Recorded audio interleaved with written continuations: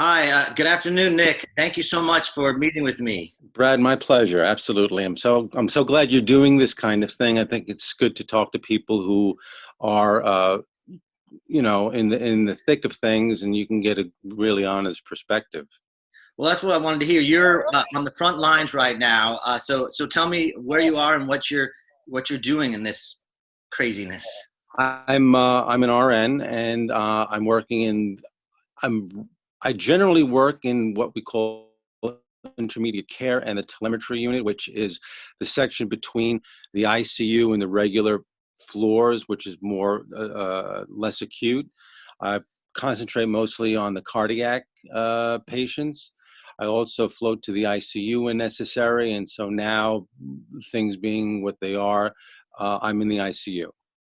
Wow. And are you just overwhelmed, or I'm amazed that we see that these nurses are stepping up to the plate. I interviewed a doctor yesterday. He kind of just went, "It's all about the nurses," which I was very impressed with.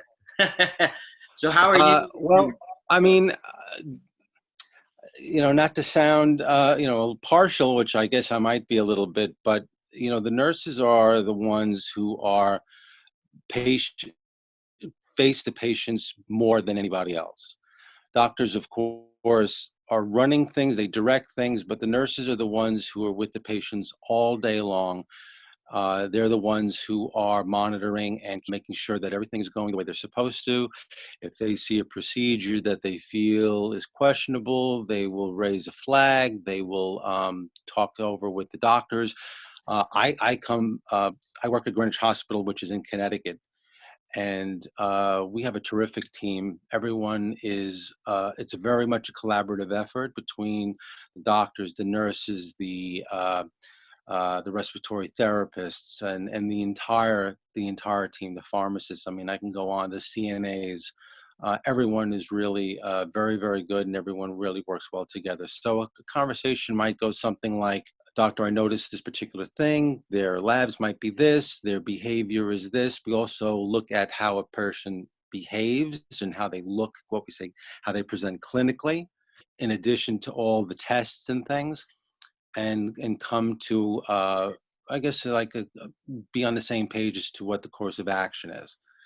So we definitely work together. So now, in a case like what's happening, uh, I tend to see more the downside of things. I mean, people come to the hospital because they have to at this point. So a person may come in with symptoms. It's usually short of breath, it's temperature, they're fatigued, and there's a whole lot of other things that are developing. Sometimes people have GI problems, and it seems to vary.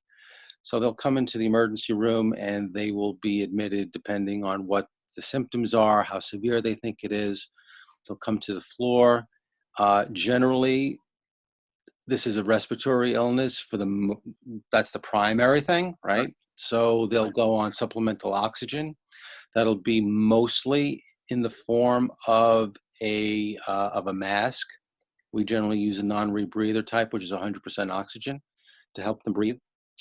Uh, I've seen them take turns in both directions. I've seen them where they've improved, and maybe we'll wean them down to what we call a nasal cannula. It's you probably see it in when you go visit people, they have it and it's in their nose, which is a lower grade of therapy for them. Sometimes, when that's not sufficient, they have to have a higher level of care. They'll go into the ICU, which is where I am now. And generally, when that's necessary, they'll have to go on a ventilator. Okay.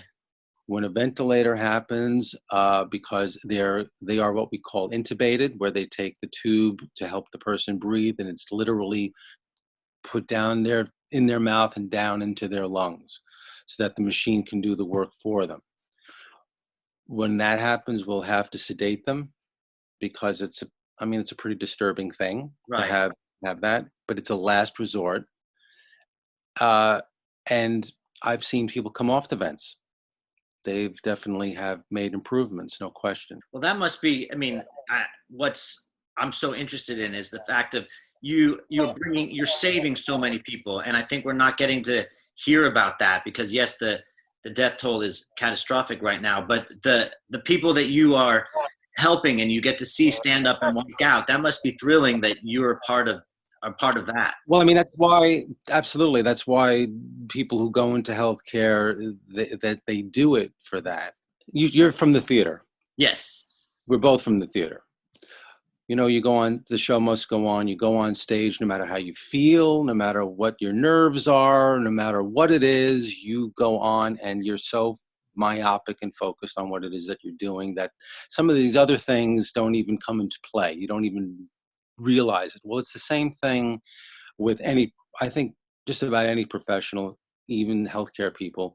Yes, we're going into what is potentially a dangerous situation, Yeah.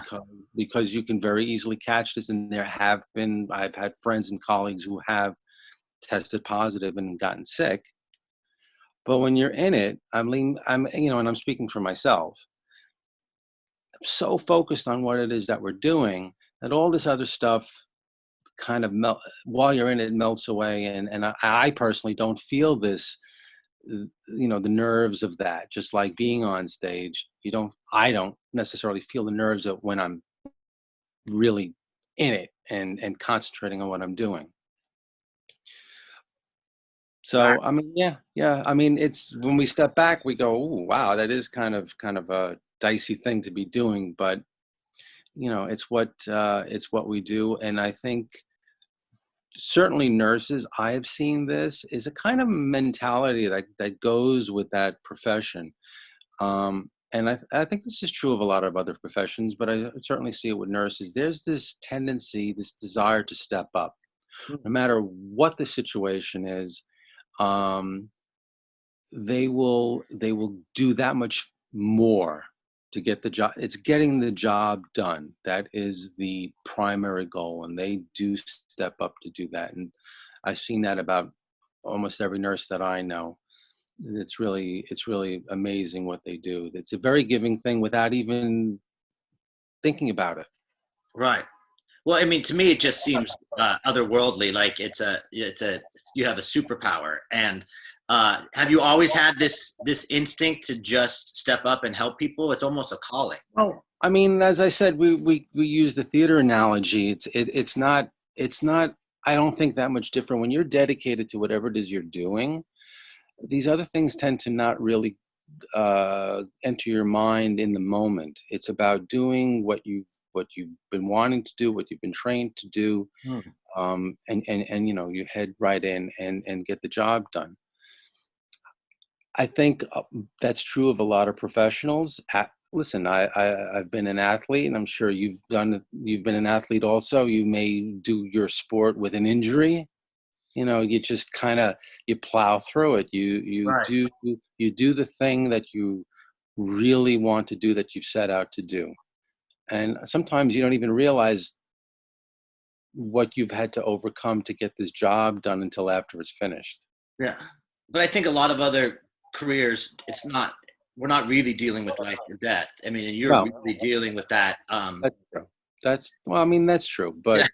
But again, it's not something that we go in, we start the day and we say, oh, we're dealing with life and death here. And I mean, we don't really do that. I mean, that's Uh, impressive. I mean, I just watch the news and I get emotionally destroyed. And so I just would assume from a layperson that you get emotional walking into the hospital every day, like you sink because you're going into battle. that Yes, that is sort of the nature of the profession. Hmm. One of the things that I've noted that I find very, very interesting, and there's a different mindset certainly with healthcare professionals that I see than with the rest of uh, the lay people. People who aren't in it. There is a certain mentality that starts to take over, and sometimes it gets misconstrued. When there's a certain calmness you need to have in order to function. And it seems like sometimes I'm from the outside looking in, from someone who doesn't know, who doesn't have the experience, or really doesn't have any kind of background in it, it can look almost disconnected or you know, Mm. ambivalent or cold or something. And I could tell you it's not that. I mean, we can come off the end of a shift and cry and just bawl. But when we're in it, that game face comes on. And it's not because I mean, it's not about bravery, and it's not about even your training, which does come into play. It's about, you have to have a certain mindset in order to function, because forget what's happening now, just on a day-to-day basis, doctors, nurses, the respiratory therapists, the entire medical staff is dealing with life and death situations. People pass away. Yeah. And so if you do that on a daily basis, you have to be able to step back a little bit, because we're all human beings, and and we feel things. And to do that all the time will take its toll on you. I mean, people burn out. Yeah. Now, what tends to happen is, nurses are very, very good at this because they have to be, is they're able to keep this cool kind of approach and look at things very, very clinically and very, very by the numbers and matter of fact. And although we also have to juggle an emotional aspect, because we're dealing with people, we're not fixing machines, we're dealing with people. Yeah. So it can be a tricky thing. But if someone comes into the hospital and dealing with a nurse who seems to be very, very aloof and detached, that doesn't necessarily mean that that's exactly what's going on and how that is how that person is. Right. That's a necessary mindset to have in order to do the job on a regular basis. So now we're in an elevated situation where we have this pandemic going on. Are people dying? I mean, you hear the news, that's true. Are people getting better? They sure are. That's an important thing too. But we have to, the nurses, I talk about the nurses because obviously that's my experience. And Yeah. also the nurses are the ones who really have the most contact with the patients.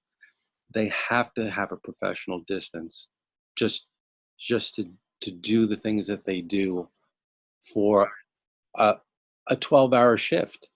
Yeah. You're in there 12 hours. You imagine doing anything for 12 hours, and you get fried after a while. Yeah.